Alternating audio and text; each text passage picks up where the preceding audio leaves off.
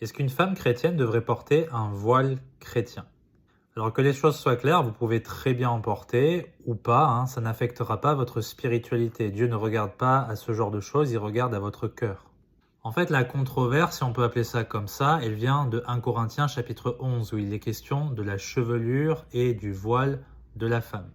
Le contexte, on le voit très rapidement, c'est l'autorité entre l'homme et la femme, entre Dieu et l'homme, etc.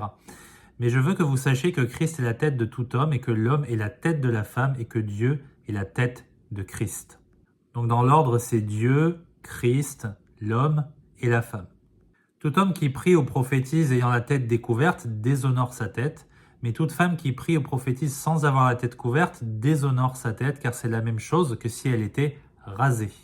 Il y a d'abord un contexte historique. À Corinthe, à l'époque, les femmes, elles se voilaient la tête. C'était commun de faire ça. Ça montrait justement qu'elles étaient sous l'autorité de leur mari, qu'elles les honoraient. Donc Dieu, en fait, ici, il veut qu'il y ait une distinction claire entre l'homme et la femme. Et ça ne change pas aujourd'hui. Sauf qu'aujourd'hui, on n'est plus sous le contexte de Corinthe. On n'a plus besoin de se voiler la tête. En France, ce n'est pas une pratique commune. C'est pour ça qu'il y a surtout une autre interprétation qui parle plutôt de la chevelure. Et ça se voit très facilement dans le chapitre. La Bible dit « La nature ne vous enseigne-t-elle pas qu'il est honteux pour un homme d'avoir les cheveux longs?